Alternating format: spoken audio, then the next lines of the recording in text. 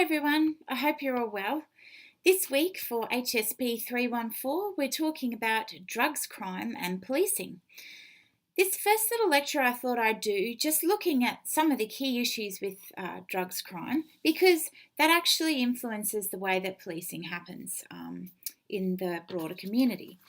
And you can see just from the first slide, I've got a cartoon here that talks about the different approaches that people have to drugs crime in the community and the ways in which they think about and conceptualise drug crime, whether or not it's something that needs to be punished or whether or not it's something that they consider to be a health problem and it shouldn't go through the criminal justice system.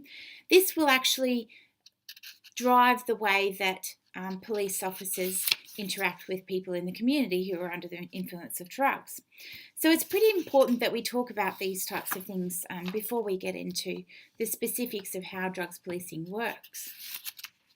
So the overall objectives for this lecture and for the other lecture that I'm going to record is to obviously understand the key policing issues related with drug crime and to learn from an example that I found about young people and drug taking in Australia. So I'll talk first of all just about those key drug crime issues. Drugs are obviously very popular and they're very entertaining for a lot of people and they do enjoy taking them. It's a pleasurable experience and there's a few people that talk about or write about, conceptualise, theorise, I suppose, the idea of pleasure and drug taking and whether or not this is something that we should be targeting as a legal practice. So it's the subject of much debate. In addition to this, though, it's also the policing of drugs is becoming a form of entertainment in and of itself, which is quite fascinating. There's a new TV show that you might be able to find online, or maybe even on the TV, I don't know. So much TV is online these days, it's hard to tell. But it's called Drug Bust, and they talk all about, they show the police going in and doing this type of work and, you know, grabbing out large crops of marijuana or whatever it is and burning it and so forth. There is, as I said, though, a huge amount of debate in this area, and they talk about how whether or not this should actually be something that's policed in the first instance or whether or not it should be something that they consider to be a health issue and that we shouldn't be focused on it so much. This particular cartoon is quite demonstrative of this debate. Which joint is a bigger drag on the system? And there's a person him or her is holding a joint in this particular instance. And then there's the prison that's being run that's got all of the people inside for violating the law around marijuana. And it says the public cost is, $9 billion. So it's very important to be mindful of the different debates around these types of things. Why is policing drugs crime so controversial? Because consuming drugs is effectively a victimless crime. The worst that could possibly happen is that the person will die because they've taken an overdose. Individually, that's the worst possible outcome. But also, in addition to that, we need to think about the outcomes of people who have very severe drug addictions. So the people who will break into somebody's house and take a TV, or they might take all the tools out of the shed, go and pawn them, and then after they've done that, they'll go and buy some drugs. That's where it's not so much a victimless crime, and we do need to consider whether or not that's a concern for people in the community. Again, the way that we respond to that and the fact that that crime even happens a lot of people argue that comes back to the way that we think about drugs in the first instance. If we think about them as a health problem rather than a criminal problem, then we would create a system where people don't necessarily have to go and steal things in order to support their habit and so forth. we try and help rehabilitate people out of those circumstances, and there won't be a need for them to go and do crime. In the utopian world vision around the way that we think about drugs crime. So for a lot of people, the criminalisation and policing of illegal drugs creates a lot of crime and victimisation in and of itself. There is huge amounts of violence related to policing drugs creation and distribution in the community. So these are just a couple of reasons why policing drug crime is a controversial thing, because not a lot of people agree that it's a good idea for police to be involved and for these people who are, very severe drug addicts to be going through the courts and going into prisons and so forth. They genuinely don't believe this is a good use of that money. A lot of academic research would support that and say that that is actually correct, that we shouldn't be spending money in our systems on these types of offences. We should be moving away from policing and punishing and towards legalisation and trying to manage it in that way. It would cost us so much less to actually do that. So let's have a look at one example of this, the huge costs of the impact of illicit drugs. In the United States alone in 2002, the Office of the National Drug Control Policy noted that their drug-related costs were $180.9 billion. So not million, billion. That's pretty massive. The resources to address, this was the cost of the resources to address health issues around drugs and to address crime outcomes of drugs as well. In the United States alone in 2010, more than 1 million people admitted to being hospitalised for illicit drug abuse and the outcomes that was having on their health and so forth. So this is pretty huge, like the amount of people that need support, the amount of money that we're spending is massive, which is why, again, it's such a controversial issue. So illicit drugs are made a policing issue, and if you look at the history, you'll see that they weren't a policing issue in the past. In fact, people that had sometimes quite serious drug addictions were managed by GPs and pharmacists. 1700s, 1800s, it was most definitely an issue that was managed by pharmacists and GPs rather than police. Because it's only in very recent times that we've come to think about drugs as being something that should be illegal.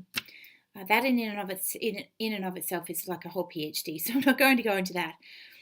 But there is a lot at stake, and the cost of illicit drug markets are huge. Law enforcement work, therefore, is vital. And it's not just the financial cost, it's also the human costs. Violence and lives are, they're things that we need to protect people from violence, and we need to protect them from being killed. And those costs are very high when we look at illicit drug markets. On the flip side of course, a lot of people argue we shouldn't criminalise drugs and therefore no crime would be produced and no police money would need to be expended on this issue.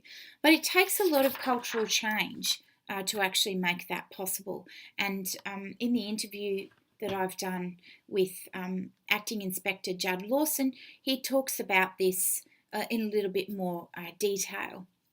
Drugs are talked about as being directly and indirectly involved in serious crime. Direct relationships are talked about as involving drug distribution, related violence, including homicide, and the laundering of proceeds of drug crime. So this is there's fairly small groups of people involved in these types of activity. It's not, something that we see as widespread and that it's happening in, 5 households out of 10 across Australia. This is a fairly small organised criminal groups which are involved, have a direct involvement in these types of distribution and violence and so forth. Indirect relationships are probably more common. So these include illegal enterprises that may be involved in illicit drug markets for a variety of commodities, including drugs, or in serious project crimes where they're funded by the proceeds of drug trafficking. So that's sort of a larger, I suppose, criminal base when you're thinking about drugs crime and the way that we think about it.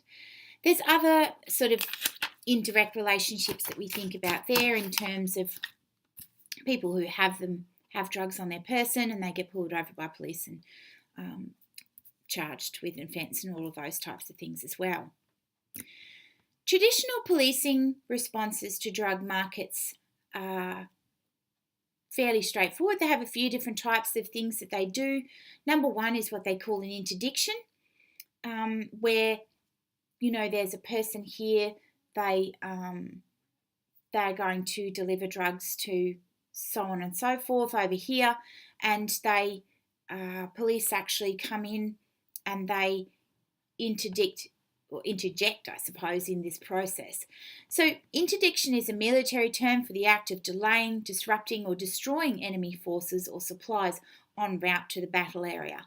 A distinction is often made between strategic and tactical interdiction. I'm not going to talk about that. So they've made and arranged to have these drugs imported to a certain area or collected by someone, so the police will go in and they will stop that from happening. There's also what they call buy-busts, which is where police find out about a particular buy-up of a certain type of drug, and they will actually go and interdict in that process, and they will find huge amounts of drugs being trafficked. In this particular picture, quite interestingly, a certain type of drug, I forget what it is now off the top of my head, was found in fake boobs. What do they call them? Chicken fillets, where you put them in your bras and they boost your breasts to make them look better. They found a whole bunch of drugs. So they'd taken out the inside of these fake boobs and they'd put drugs into the fake boobs to get them across the border. Very interesting, obviously intelligent stuff. Then they have things called crackdowns, which is where they do a whole bunch of crackdowns on even broad-related crimes. So it might be gun crime, it might be something else, and they find drugs as a result of these types of crackdowns. They're targeting a specific family or a specific group of people that they know might be involved, and they come across drugs in those types of processes as well. But very typically, police work involves detecting, seizing, prosecuting, and relinquishing different types of drugs. That doesn't necessarily work, though. There's this thing that they talk about in relation to drugs policing, what they call the balloon effect, which is where even though they detect and seize and prosecute a whole bunch of different people over here, it won't actually stop it. And they call it the balloon effect because it's like, well, you squash a balloon in certain parts, but then other bits of the balloon come out, which is what I've got on the slide this week. And so those bits of the balloon that come out, they continue to maintain that, organised crime network around those different types of drugs. So it might be that, these people over here, they squash them and they go through the courts and they're put into prison and so forth, but those drugs continue to be trafficked in a new way. So they have to be constantly thinking ahead in terms of how these different types of things happen. So that's just a few issues around drugs, crime, what policing looks like a little bit, but we'll talk about that in more detail in a moment, and the different types of things that make it difficult, in particular, how it can be quite controversial depending on how you think about the argument, and of course it's something that's not necessarily capable of being just stopped. There's always going to be people to make new pathways for drugs around the different forms of detection and seizure that we've got in place with policing. Anyway, I hope that was helpful, and I will see you again shortly in terms of talking about specific issues around policing drugs. See ya!